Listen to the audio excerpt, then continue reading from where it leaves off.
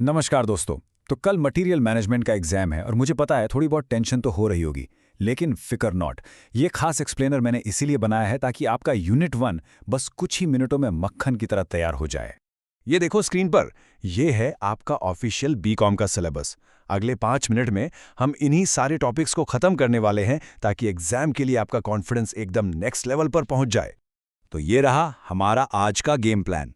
हम बिल्कुल इसी तरह आगे बढ़ेंगे, डेफिनेशन से शुरू करके इसकी इंपॉर्टेंस तक जाएंगे। और हाँ, हर मुश्किल टॉपिक के लिए मेरे पास एक जबरदस्त मेमोरी ट्रिक है जो आपको सब कुछ याद रखने में हेल्प करेगी। तो चलो फटाफट शुरू करते हैं। चलो सबसे पहले और सबसे ज़रूरी सवाल से शुरू करते हैं। आखिर ये मटेरियल मैनेजमेंट है क्या चीज़? देखो, बहुत सिंपल है। किसी भी प्रोडक्ट या सर्विस को बनाने के लिए जो भी मटेरियल लगता है, उसके आने जाने से जुड़ी सारी एक्टिविटीज को मैनेज करना ही मटेरियल मैनेजमेंट है। बस एग्जाम में लिखने के लिए ये एक परफेक्ट लाइन है। अब देखते हैं कि मटेरियल मैनेजमेंट का मेन मकसद या कह लो ऑब्जेक्टिव क्या है।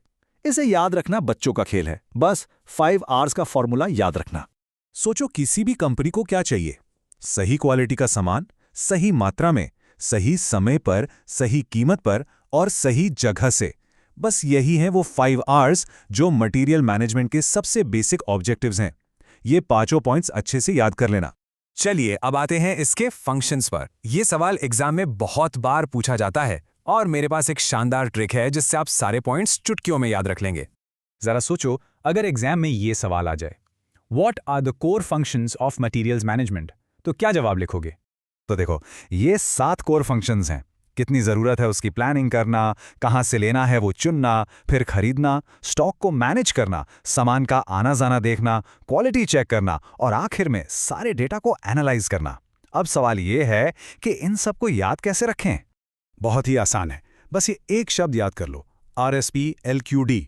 R से रिक्वायरमेंट प्लानिंग, S से सोर्स सिलेक्शन, P से परचेजिंग, L से लॉजिस्टिक्स, Q से क्वालिटी कंट्रोल और D से डेटा एनालिसिस। देखा, ये छोटा सा कोड आपका पूरा आंसर तैयार करवा देगा।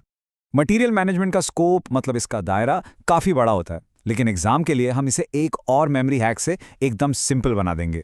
आपकी किताब में भी यह लाइन लिखी होगी, the scope of material management is very wide. तो भैया इसके की एरियाज हैं क्या? इसके स्कोप में ये 5 मेन चीजें आती हैं। परचेजिंग यानी खरीदना, प्लानिंग यानी योजना बनाना, इन्वेंट्री कंट्रोल, स्टोरेज और वेयरहाउसिंग और इनबाउंड लॉजिस्टिक्स मतलब मटेरियल को कंपनी के अंदर लाना। और इन पांचों को याद रखने की ट्रिक है PPISI। एक P से परचेजिंग, दूसरे P से प्लानिंग, I से इन्वेंट्री कंट्रोल, S से स्टोरेज और दूसरे I से इनबाउंड लॉजिस्टिक्स। है ना कमाल? कैसे मुश्किल टॉपिक्स इन ट्रिक से आसान हो जाते हैं। और अब हम आ गए हैं आखिरी टॉपिक पर। अब हम समझेंगे कि मटेरियल मैनेजमेंट किसी भी बिजनेस के लिए इतना ज़रूरी क्यों है। और हाँ, जैसा मैंने वादा किया था, इसके लिए भी एक आखिरी मेमोरी हैक है। ये सवाल आपको एडवांटेजेस या इंपॉर्टेंस के नाम से पूछा जा सकता है, पर मतलब एक ही है कि आखिर मटेरियल मैनेजमेंट इतना ज़रूरी क्यों है। इसके 6 बड़े फायदे हैं। इससे मटेरियल हमेशा उपलब्ध रहता है, खर्चा कंट्रोल में रहता है, स्टॉक सही मात्रा में होता है, क्वालिटी अच्छी रहती है, काम तेजी से होता है और सप्लायर से रिश्ते अच्छे बने रहते हैं। और इन सभी फायदों को याद रखने का सीक्रेट कोड है ACIQES।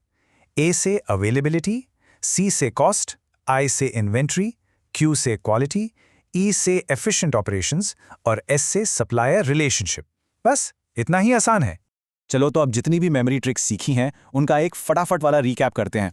ये समझ लो कि ये आपकी फाइनल एग्जाम चीट शीट है। ध्यान देना। सबसे पहले ऑब्जेक्टिव्स। इसके लिए क्या याद रखना है? हमारे 5 hours, right quality, right quantity, right time, right cost और राइट सोर्स। बिल्कुल सिंपल। इसके बाद फंक्शंस। इसका कोड याद है?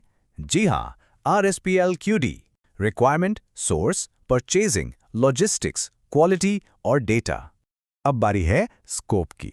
इसको याद रखने का हमारा हैक था PPSI, purchasing, planning, inventory, storage और इनबाउंड लॉजिस्टिक्स।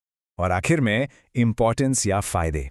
इसके लिए हमारा सीक्रेट कोड है ACIQES। Availability, cost, inventory, quality, efficiency और सप्लायर रिलेशनशिप। तो बस अब आप अपने एग्जाम में धमाल मचाने के लिए एकदम तैयार हैं।